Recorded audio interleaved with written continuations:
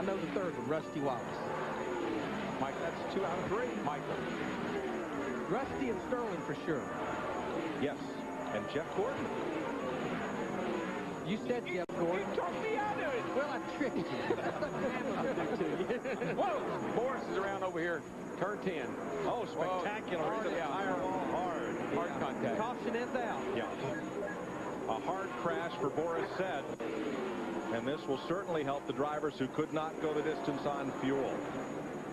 And his Jasper number 67 is pretty wrecked. Take it to the garage.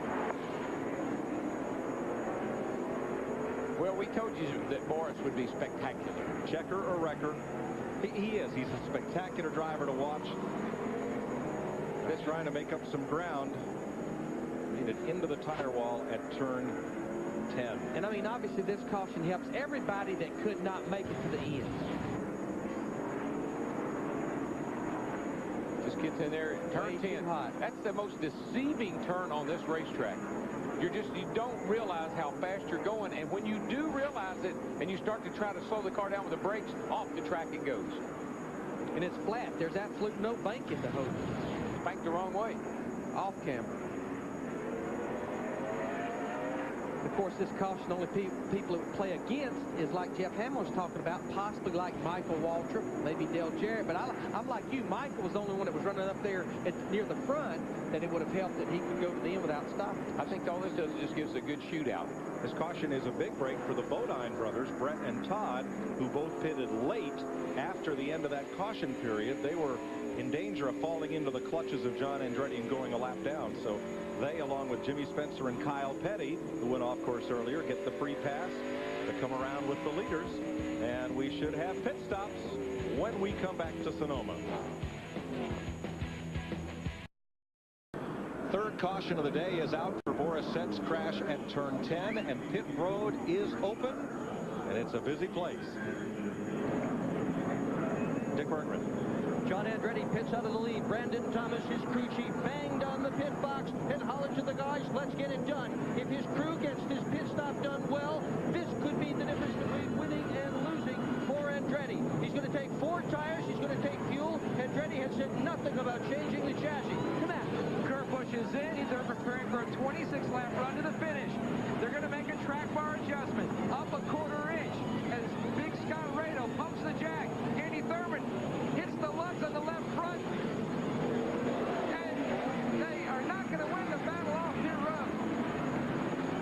Kurt Busch's team been doing a great job today, Larry, getting that car out first. Yes, they have. But you know what? They've got that good pit position down there. They're in the second pit before leaving, and Kurt just has to move, and he's out of the pits. Now, I must have missed something here. How about the 9 car? Well, the 9 car stayed out. Dick Bergman. Well, John Andretti had a slow stop, Mike.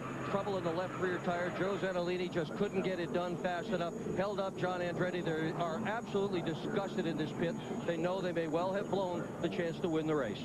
Well, I don't know. Why did the 9 and the 44 stay out? Well, actually, Bill Explain Elliott, Jerry Nadeau, Jeff Green, Terry Labonte, Casey Atwood, Elliott Sadler, and Jeremy Mayfield stayed out with 14 laps on their tires. Jeff Hammond.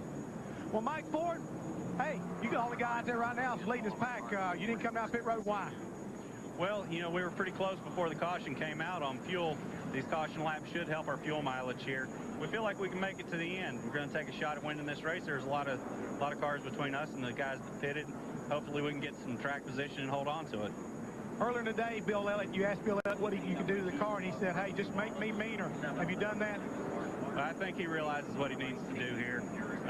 You know, he's been doing this a long time, and he was looking forward to coming out here. Now he's in the position where he can try and make something happen. I'm sure he will. Well, these guys have been quietly confident all weekend long, and they believe they can get it done now. Well, Jeff, I think Mike Ford hit the nail on the head. The biggest friends he has is those 6 cars behind him that stayed out. But there, we're going to have about 22 laps to go. That's a long time here, especially with 14 laps on your tire. And here's what always worries me, Larry. What if I run over something? What, you know, I got hot tires. I'm going to pick up a little bit more trash on my tires than guys with stickers are. What if I run over something, I got a flat tire, I cut it down? That's the biggest fear I have about staying out. Let's have a look at John Andretti's pit stop.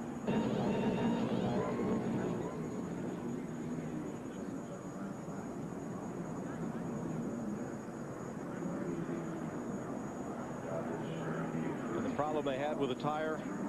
Finally, John gets out and away, but he surrenders the lead. He goes from leading to 17th. Now, of the cars who pitted, Joe Nemechek was the first car off pit road. Kurt Busch, Ricky Rudd, Tony Stewart, Rusty Wallace. That's the way they came off pit road, but there are a lot of cars ahead of those who pitted.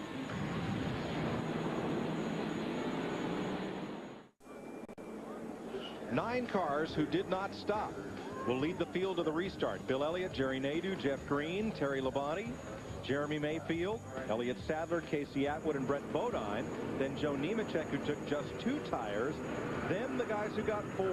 Kurt Busch, Ricky Rudd, Tony Stewart, John Andretti, Rusty Wallace, Michael Waltrip, Bobby Labonte, and the rest. And Darrell, you think the winner's going to come from that group? Yeah, I do. I just can't see. You got 14 laps on your tires. You got 25 laps to go. No way. Now, Rusty Wallace had to come back into the pits because he had a loose lug nut on the left front wheel. So he will restart back toward the back of the lead lap. 14th place. That's where he came across the line. He's at the tail of the lead lap now, 32nd. Here we go, back under green. And, of course, I'm sure there's somebody down there in the pit saying, yes, way.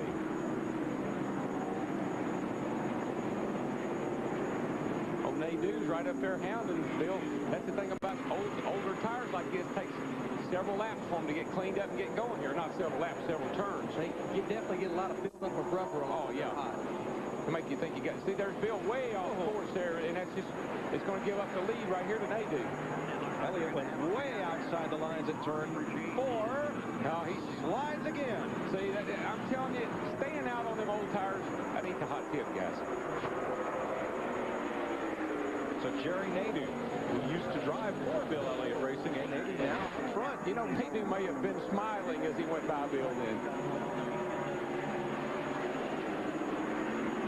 Nadeau sat on the pole here in Bill's car, the 13 car. That's right. Never led an inch, I don't think. Crashed over in the first turn. How about Jeff Green, now in 2nd place? Jeff Green had never seen this place before this weekend. He credits yesterday's race. Even though he fell out, he said he learned a lot about this joint yesterday. Look at this bottleneck back in turn 11. This is what happens after a restart, as you saw also Bill Elliott in the 9 car continue to lose positions. That and Casey Atwood dropped 2 spots as Kurt Busch is coming. He's up to 8. You talked about Jeff Green, Mike. I think what really helped him, and I talked to Todd Berry, his crew chief, this morning. He ran that Southwest Tour race yesterday, said he learned so much about overdriving the car, using too much brake. Todd told me one time, he said, my brakes are fading. Todd says, well, back off. Next lap, he picked up over a second by using less brake. At 7th place, Brett Bodine is trying to hold off Kurt Busch, who is the first of the cars on 4 tires. And look who's right behind Kurt Busch, Ricky Rudd.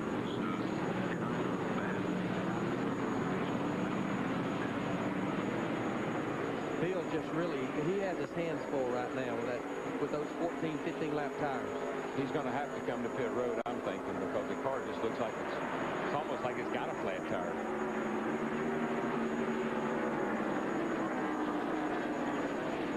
Behind him in Bodine, Busch, Rudd, Stewart, Michael Waltrip, Bobby Labonte, John Andretti, all cars with fresh tires. Here comes Kurt Busch. Yeah, down underneath the breath there. And Stewart outside Ricky Rudd. Oh, that's not going to fail. No, and there's Michael right there, too. I'll tell you, Michael's doing a great job today. Another great weekend for that team. Dave Blaney in trouble down at turn 11. Yeah, he's going to lose a lot of positions. Have been running up in the top 10 or 12 for most of the day. He's going to go all the way to the back of the pack. Boy, that's too bad. He's doing a great job. But it happens here. You get a caution. You get these restarts. Everybody's on a little bit different agenda. Get a little more aggressive. Exactly. You get those last 20 laps. That's what starts happening. Casey Atwood, the 7 car, he has problems here. I came around here on the white flag about 5 years ago running 21st. I came back running 10. Wow. Let's show you what happened to Dave Blaney at turn 11, the hairpin. It's the bright yellow car. Just gets a little push. Ryan Newman got a push. And now Casey Atwood's problem. Difference it's old tires, new tires. Right, Bobby Labonte had new tires. He just can't go and get run over. Look at this view here. I mean, half the field's coming at him.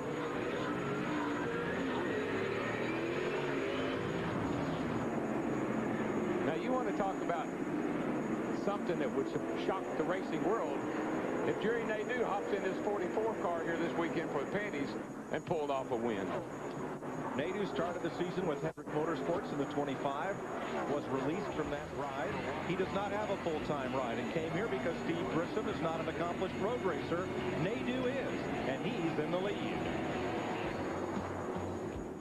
18 laps to go. First road course of the season 1 of 2 and an unusual top 5. Let's look at the race summary, the Visa race summary. We have had 8 leaders, 9 different lead changes. Started out with Tony Stewart, the defending champ, on the pole. Jeff Gordon then led for 30 or so laps. Sterling Marlin, the points leader, out of this race.